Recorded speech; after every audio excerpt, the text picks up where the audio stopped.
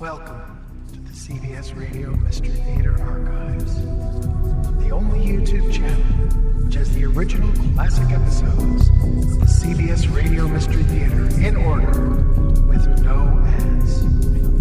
Thank you for listening, and now, enjoy the show.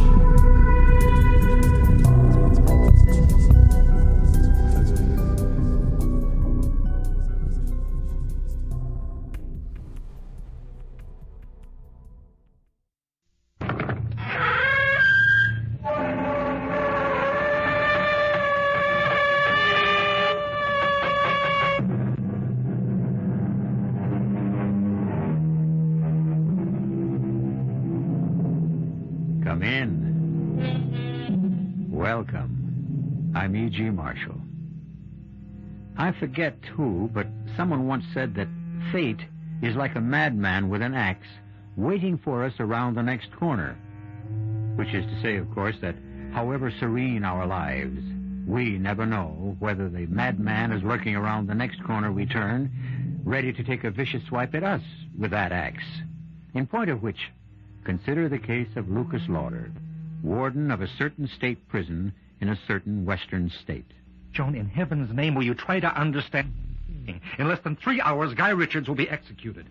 Dropped through that trapdoor to his death. Which will mean the end, I hope, Luke, of this whole insane nightmare you've been going through. No. Yes, and putting me through. You don't believe. You still don't believe. I have to be mad to believe. Stark raving mad. If Guy Richards dies, worse than madness may lie ahead for you, Joan. Much worse.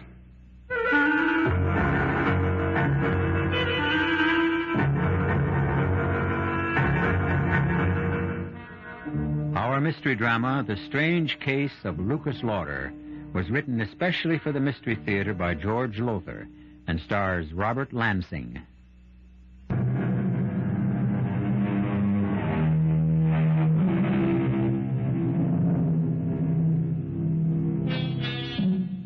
As we know, the death penalty is outlawed in many states, but in some it is still enforced. In such special cases as the murder of a policeman, death through kidnapping, and or particularly vicious crimes. Our story begins in just such a state, in the condemned cell of that state's prison. You sent a message you wanted to see me, Richards? And, thank you, Warden. Thanks very much for answering it this quickly. Won't you sit down? What is it, Richards? I want to discuss my case with you. There's nothing to discuss. You were legally tried, legally convicted. If you think there's something I can do to save you... Oh, no. There's nothing like that. Warden, I was guilty. I freely admitted murdering those women, all 4 of them, and mutilating them with a butcher knife.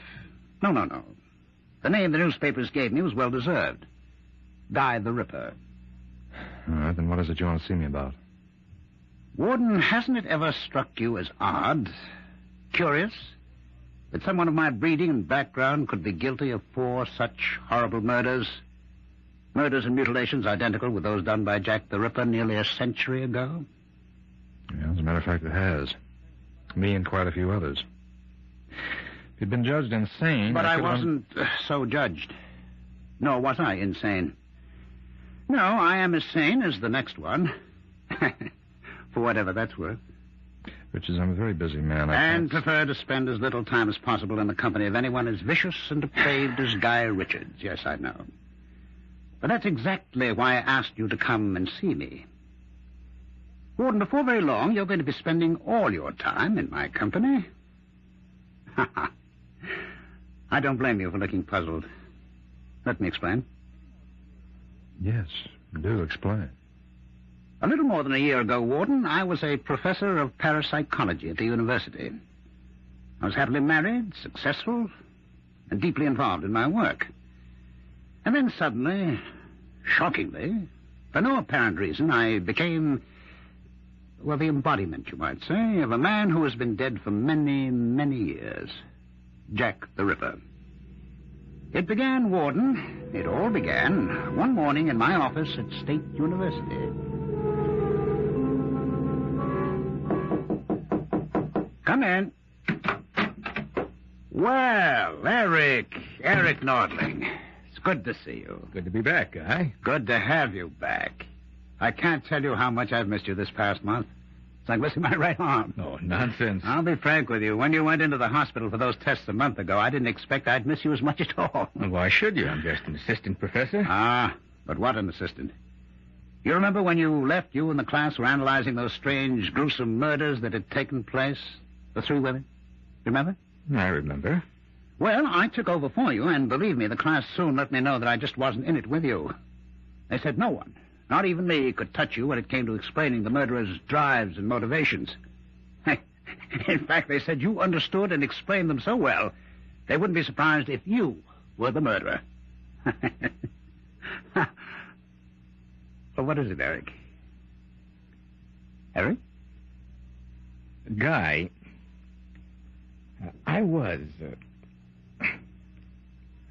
am the murderer. Well, I can see you're not joking, Eric. I'm not. I also know that you haven't been well. In fact, I'm very sick. Guy, I'm dying.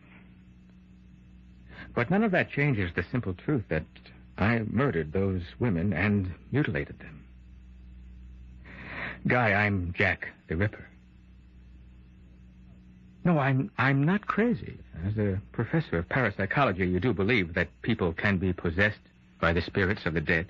I keep an open mind, or try to. Well, I can tell you that possession is a fact. For some time now, I have been possessed by the spirit of Jack the Ripper. Eric, if I didn't know you better, I'd say that you're really possessed of a dose of LSD. But since I... Guy, believe me. What I'm telling you is the truth. Believe me, because you're about to become Jack the Ripper. Eric, you're ill. I can tell from looking at you. You're seriously I ill. am. I'm dying. I told you that. They've given me less than 2 months to live. Oh, Eric. It's terminal. In less than 2 months, I'll be dead. And the day I die, the instant I die, the Ripper's spirit will leave my body and enter yours. You don't believe me, do you? Of course not. Well, then I'll have to prove it. You've taken your penknife out of your pocket, and you're opening the blade. Well, yes, to clean out my pipe. What's so unusual about that? Does your pipe need cleaning? Well, no, but, You acted on impulse. Sudden, inexplicable desire. Desire to hold a knife in your hand. Oh, now, of all the senseless... It isn't senseless. And if you think so, try to put the knife back in your pocket. Well, go ahead. Close the blade. Put the knife back in your pocket. Well, I haven't done what I intended to do, clean out my pipe. Is that what you intended to do? Oh, in heaven's name, Guy, be honest with yourself, is it? No. Now, what do you intend to do with that knife? What do you want to do with it? I want to kill with it. To strike and slash. What is this? What? It's Jack the Ripper. Using your body. You needed proof, and I just gave it to you. I took possession of you for a few moments. But when Eric Nordling dies, I'll become Guy Richards. Till he dies. And after that... Oh, no, it's madness. You deny you felt an overwhelming urge to strike and slash? No, but there's got to be some explanation. There is. You can pick up your knife and put it away. Or clean your pipe. If you really want to. Well, Warden, those were Eric Nordling's words. Almost his identical words. Just before he told me what I'm about to tell you. Mm-hmm. That I'm about to become Jack the Ripper. The day, the instant I die. Yes. If there's anything further you want... Now, wait, don't go. Now, look, Richards, your time is short, and Yours is. And I want to do everything I can to make the next few days easy for you. But when it comes to listening to the kind of story you just told me, I haven't the time. You don't believe it either, huh? Even I didn't. With all my knowledge of the occult, the psychic, I couldn't bring myself to believe in anything so impossible. Seemingly impossible. Nutty is the word. You think I've gone a little, what do they call it here, stir-crazy? No, you haven't been in long enough for that. I'm not calling it anything. I'm not thinking anything. Look, you wanted to get something off your chest. You got it off. I'll be going. No, please. Richards, I don't have Listen time. for just 1 minute more. At 6 a.m, 2 days from now, I'll be hanged for murders every bit as revolting as those of Jack the Ripper. Because I am Jack the Ripper. This body, you see, is the body of Guy Richards, once respected university professor. But the spirit that inhabits this body, well, I am, I assure you, Jack the Ripper. Now, let me assure you, as Eric Nordling assured Guy Richards, at the very instant the rope snaps my neck, on that instant, Warden, you will become Jack the Ripper. If there's anything further I can do... And I'll prove it to you as I made Nordling prove it to Richards. Now, before you go to bed tonight, you will feel that same strong, overpowering urge, need to strike and slash with a knife. Before you go to bed tonight...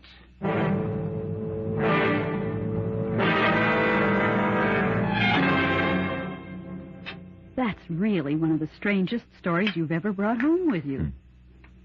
More potatoes? Mm-hmm. Thanks. It's funny, though. What? Well, and don't ask me why I did this. I certainly didn't believe a word of Richard's story. Not a word, but I guess curiosity got the better of me. What? Well, I checked at the university. Richards did have an assistant named Eric Nordling, and he did die when Richards said he did. Doesn't mean anything. Well, still, that part of Richard's story was true. Johnny, what do you think? What do I think? Well, you're kind of interested in that stuff, yoga and astrology and the psychic and all that. Oh, not really. Yeah, but you do have an interest. And not a serious interest. Still, what do you think? I think I'd like another piece of roast beef. That's what I think. Okay. I'll try not to be so heavy-handed this time. Oh, you weren't heavy-handed. Just slice it a smidgen thinner, that's all. Just a smidgen. Smidgen it is, and easily done with a knife as razor sharp as this. Won't be done at all if you don't stop staring at that knife and cut me a slice. Luke? What? It's nothing. I was just thinking. Thinking what? The way Richards talked this afternoon, you'd have thought I was going to grab at the first chance I got to carve up some likely female. You, for instance. Don't say things like that, Luke, not even jokingly. I'm sorry. But can you imagine anyone like me, for instance, starting to cut a slice of roast beef and then changing my mind and deciding to carve a few slices out of you? No, I can't, and I'd just as soon not. Put up on the table like this, and holding the carving knife in my hand, this razor-sharp carving knife, I'd come around the table toward you. Luke, please. And when I got to you, I'd stand over you. I'd look deep into your eyes, and then raise the knife high over my head and plunge it. Luke, what's come over you? If this is a joke, it isn't your kind of joke. It was a joke, wasn't it? Wasn't it? Sure. It was a joke. What else?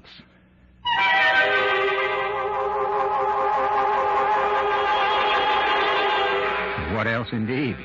What else could it be? It could be what Warden Lucas Lauder knows it was. No joke at all. That for a few moments in time, he was driven by an all but overwhelming urge to strike with that knife, slash with that knife, kill with that knife. I'll return in a moment for Act 2.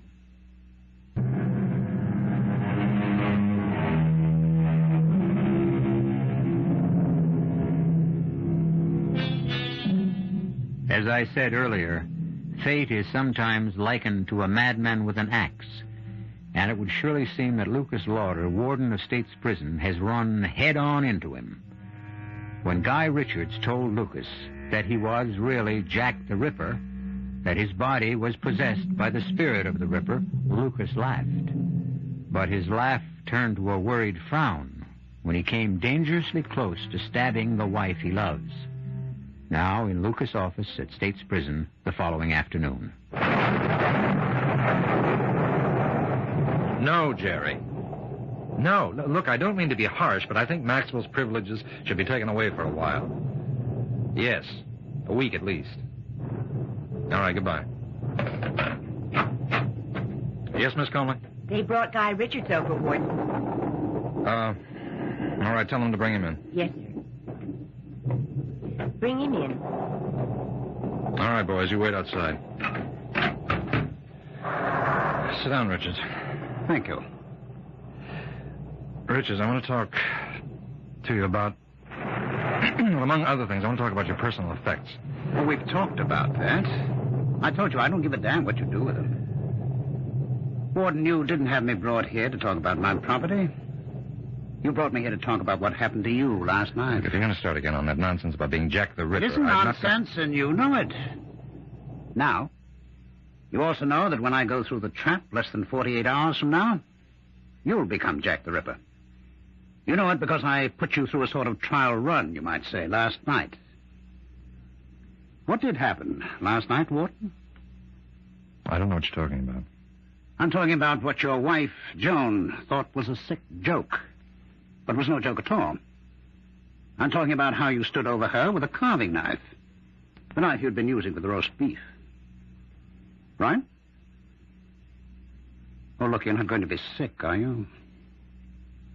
How do you know that's what happened? I was there. How else? No.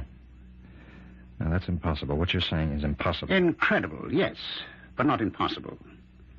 I explained to you yesterday, or tried to explain, that I took this body when Eric Nordling died, just as I occupied his body when... Oh, well, it doesn't matter who died before him or before him. All that matters to you, or should matter to you, is that you're next on that list to, shall we say, play host to Jack the Ripper. But why? Why? Yes. Look, you must have died... What am I saying? Jack the Ripper must have died many, many years ago. In 1907, to be exact. All right, then you've been dead. I mean, damn it, the Ripper has been dead nearly 70 years. But his spirit, my spirit, has lived on in others. All right, that's what I'm getting at. Why? Because I cannot rest. Why, because of the awful crimes you committed? No, not because of the crimes, but the reason behind them. The evil in me that drove me to what I did. The hate. No, I don't understand. There is nothing to understand. It's quite simple. A spirit, a soul, is given an earthly body and forced to suffer through what you call life.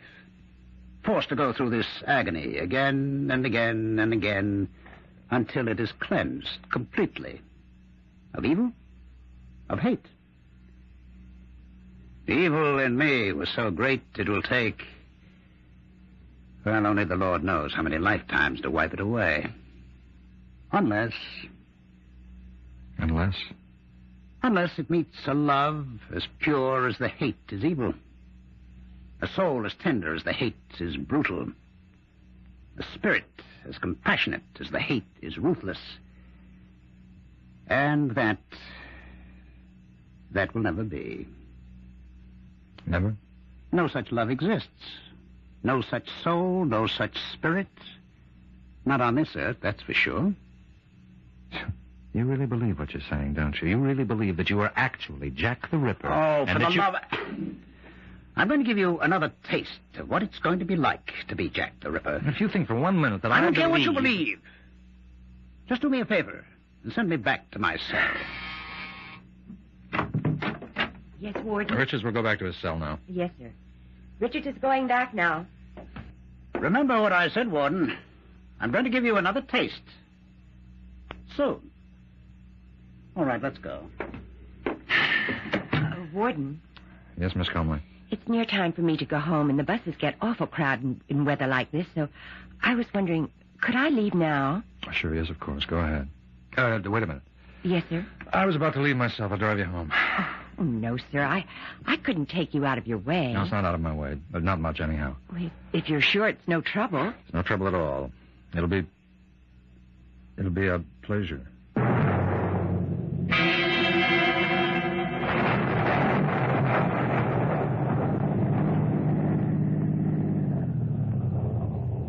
Thanks, Warden.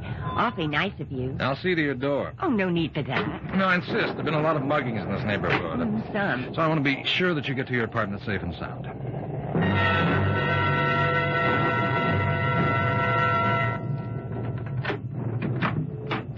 Well, thanks again. You're awfully kind. That's not at all, Miss Conley. I wonder if I might use your phone. Oh, sure. Just call home, let my wife know I'll be a little late.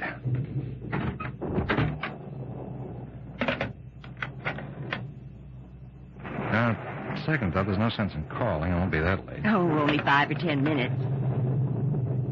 Boy, look at the rain and wind against the window. Chills me to the bone just looking at it. Why, I couldn't give you a drink, could I, sir? Oh, Miss Conley, I wasn't hinting, you know. Oh, I didn't think you were, but, well, if you would like a drink. Why not? I'd love one. I keep the liquor in the kitchen. It's scotch, isn't it? Just a short one. I won't be a minute. No, I'll come with you, if you don't mind. Oh, of course not. Never been in your apartment before. I'd like to see how my secretary lives. Oh, not very fancy, I'm afraid. It looks nice. It's comfortable. You live alone? Yes, I tried living with someone else, but it just didn't work out. Here you are. Yeah, thanks. That's good scotch. Glad you like it. Where'd you get those knives? Knives? Yeah, the knife set on the wall. Oh, those are... I don't know. I've had them so long. Why? Oh, I like knives. Good ones, that is. Those look good. Do you mind if I... No, be my guest. It's beautiful. Beautiful. Feel that edge. You don't often see knives kept in this good condition. This sharp. It's no thanks to me. I just use them, never sharpen them. Razor. Sharp. Fit in the hand perfectly. Those are the most beautiful knives I've seen in over 70 years. Jane.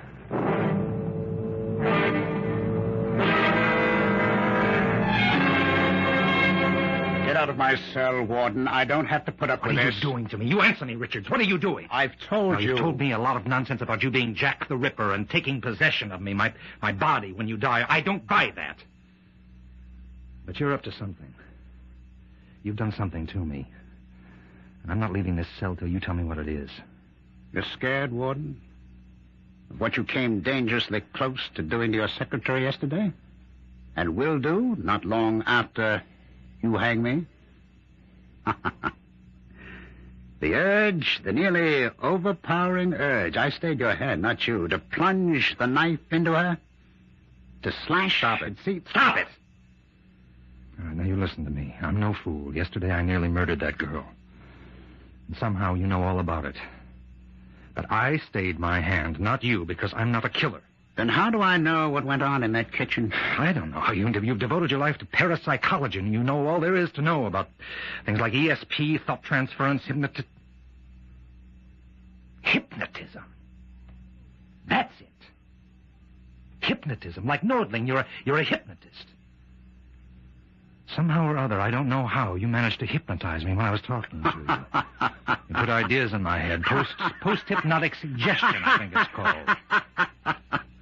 You cannot give a post-hypnotic command that's contrary to the subject's normal fiber. Warden, it would be impossible for me or anyone to command you to kill. It isn't in you to kill. But that will all change when I am in you, at approximately a second or two after 6 o'clock tomorrow morning. Oh, which reminds me, I have a gift for you. Here. A knife? A knife. Where did you get this? It was made for me in the prison machine shop from a soup ladle. A soup ladle carefully ground down at the edges, skillfully shaped into a knife, expertly sharpened. How did you manage to have this made? How did you manage to have this made? Warden, you know your prison as well as I, or you should, and obviously don't. Anything can be done in a prison if you know the ropes. Here, the knife. Take it. Ed? You take that knife from Richards and get rid of it.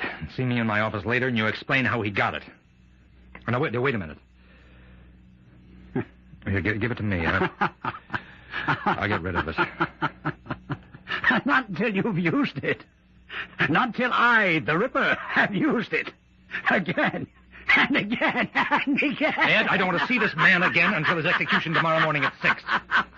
If he has any last-minute requests, you handle them. If he has any questions, you answer them. If he wants to see me for any reasons, no. Tomorrow morning, Richards, I'll see you then, and not until then. 6 o'clock. On the scaffold, Richards.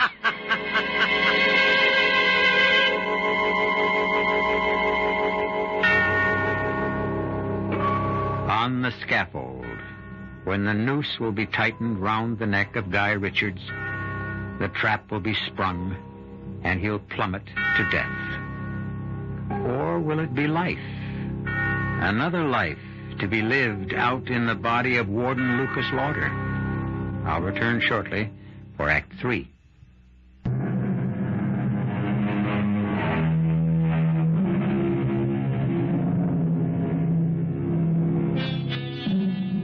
There's much talk these days about possession, the control of a human being by an evil spirit. Probably such talk has gone on since man can remember. Intense discussion, even violent debate, as to whether possession is a form of schizophrenia or a malignant spirit which has invaded an earthly body. For Lucas Lauder, warden of State's Prison, it isn't a subject for idle debate, but a frightening reality. In the bedroom of his home, a short distance from the prison itself.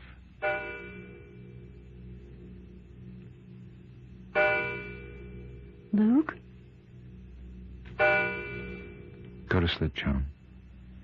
Oh, I know it's impossible for you to sleep the night before an execution, but this time there's something else. Yeah. Joan, I'm scared. Of what, dear? I haven't just been sitting here in this chair watching you while you slept. Yes? I've been fighting an urge. A powerful urge to kill you. Kill me? Yeah, with this. Where did you get that? Richards gave it to me. Ugly-looking knife, isn't it?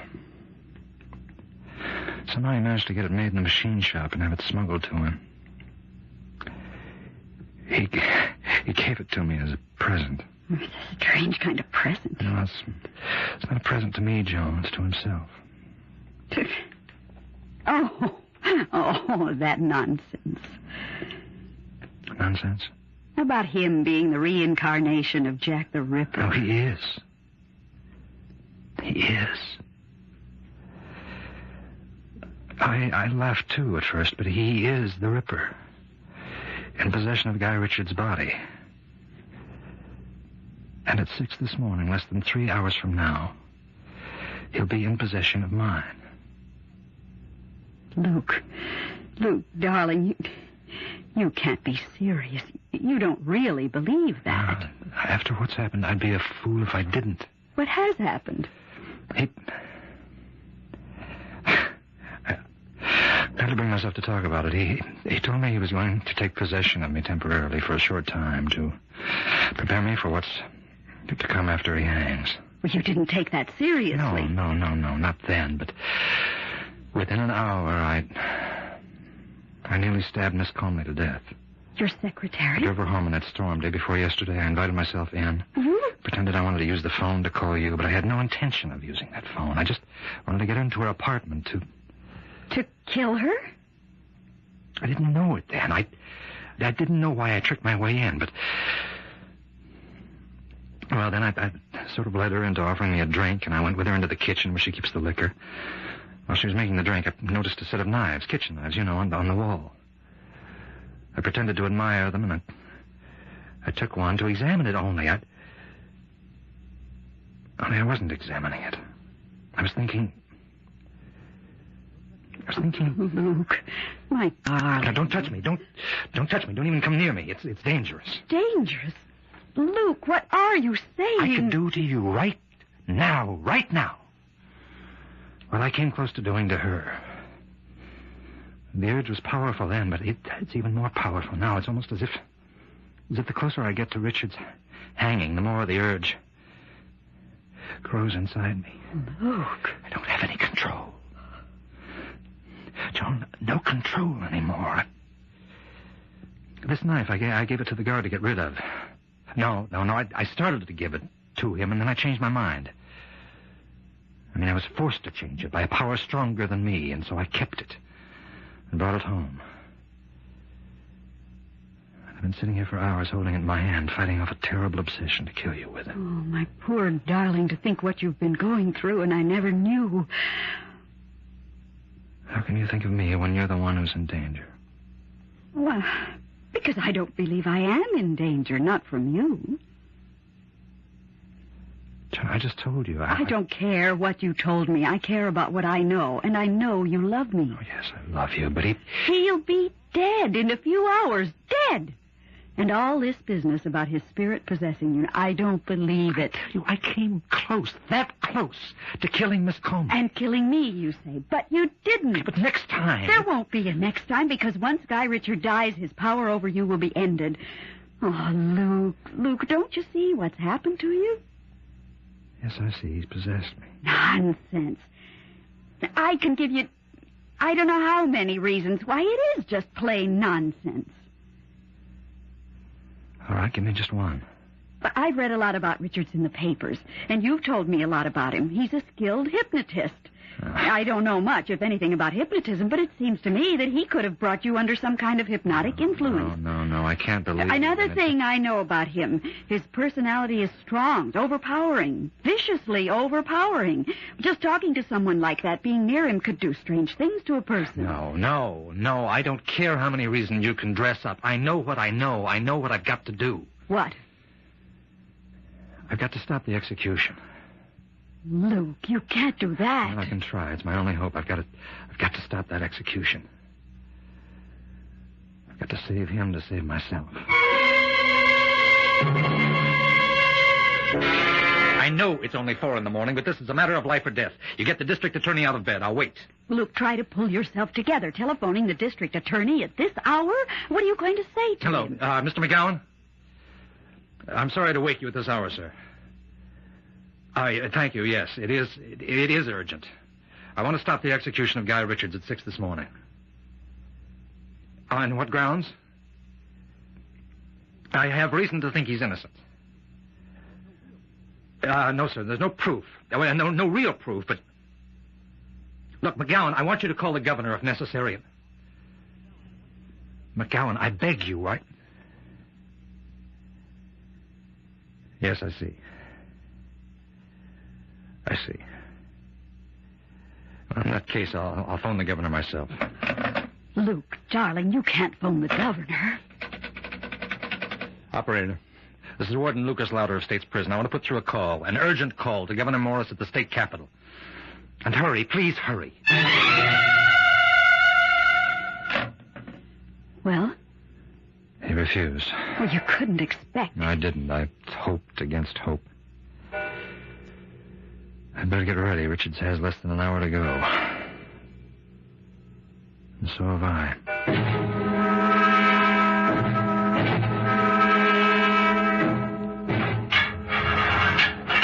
It's time, Richards. Huh. You're telling me. If you're ready. Question is, are you? Come on, let's go. You look tired, Warden. No sleep, eh? Well, don't worry about it. You'll sleep just fine tonight. The Ripper always sleeps well. Afterward. After what? Having killed. Well, I didn't know there'd be an audience to see the end of Guy Richards. The press. Straight ahead to the scaffold, Richards. You're sweating, Warden. Calm down. Make you feel any better, there's no pain to this. Over in an instant, you know. I've been through it once before. The man whose body I took before Eric Nortling's. Well, here we are. A moment in destiny. For us both. All right, Ed. Oh, do we really need the hood? Well, yes, I guess we do. Spare the feelings of our audience. Go ahead. Just, one thing to say, Warden, before you pull the trap. Yes?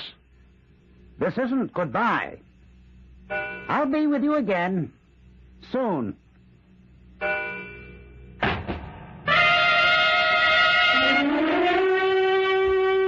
Agreement with Red China.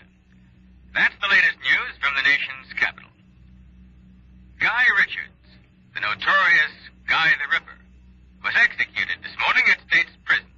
That's enough news for one day. I'm for bed. You, Luke? Luke? What? It's after 11. Time for bed. Oh. Yeah, Joan, Yes, dear? where did you put it? Put what? The knife. I mean, don't look at me as though you didn't know what I was talking about. The knife Richards gave me. I know what knife you're talking about, but I don't know why you're asking me where I put it. You didn't take it? I put it in the top drawer of this table. You saw me put it there. I put it there so you could get rid of it. You didn't? No. I can't believe you'd take the chance to... You didn't. The knife is here. Yes, it is. Look, I gave you a chance to get rid of it. Why didn't you? Why didn't you? If you wanted to be rid of it, why didn't you simply throw it away? I don't know. I think I do. You were testing me, testing my love for you. Testing your love? If I had done what you thought I'd do, it would have shown that my love for you isn't as strong as I said it was. And it's quite possible you really might have tried to kill me. You could always get another knife. Yeah, but thanks to you, I have this one. Then use it, if you can. What? Luke, we're going to come to this sooner or later. I don't know how Guy Richards persuaded you he was Jack the Ripper, and that he would possess you once he died, but he did. You said last night that the urge to kill was growing stronger in you, and you were convinced once Richard was hanged, it would become so strong you'd never be able to control it. It's been doing that all day. It's growing in me. Filling me with a need, a lust to take this knife. I know. And unless this obsession of yours is smashed now, right now, you'll kill. Sooner or later, you will kill. Well, if you're going to do it, do it. Do it. And get it over with. You're taunting me. You're taunting me because, like all women, you have contempt for me. I love you. You're lying. You don't love. You don't know the meaning of love. Hate? Oh, that's something else again. That's something you know all about. You think I'm not on to you, all of you?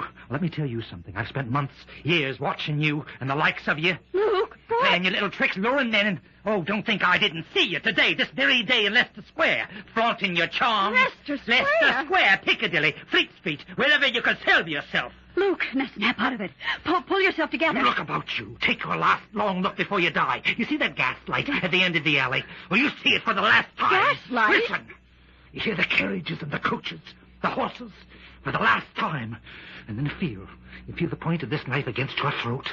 Feel the cold steel against your skin before the Ripper plunges it deep into your dirty little neck. Plunges it now!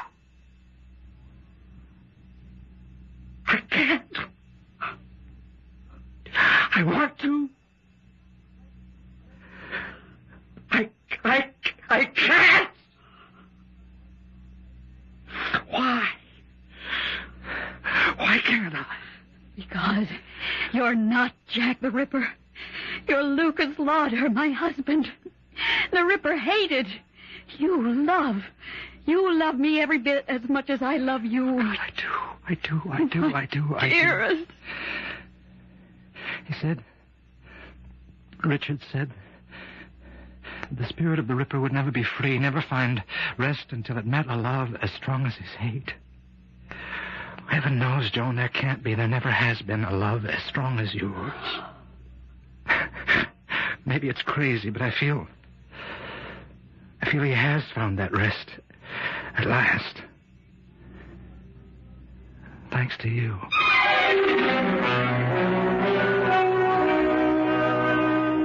Well, if you're puzzled by this strange happening to Lucas Lauder, you've got nothing on me. Did Guy Richards in some way place Warden Lauder under an hypnotic influence? Did Richards believe he was truly Jack the Ripper? Was he? What do you think? I'll be back shortly.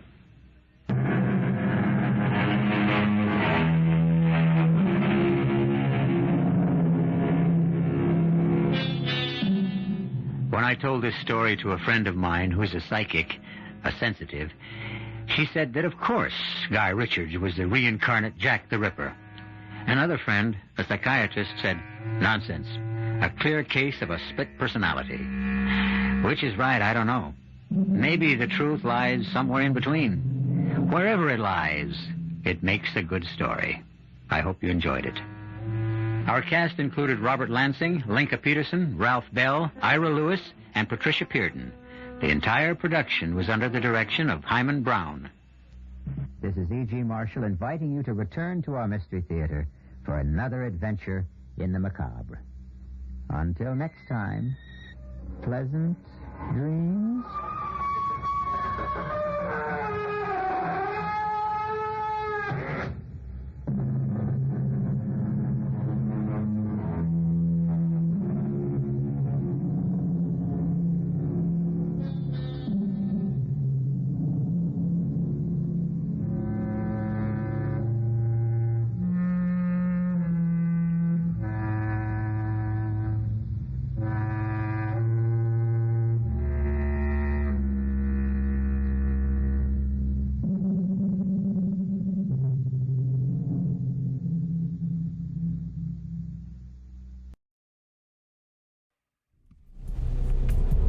Enjoyed this episode of CBS Radio Mystery Theater. If you've enjoyed this and want to hear more, please subscribe to this channel. You can also visit my other YouTube channel by searching Mr. Brian McCarthy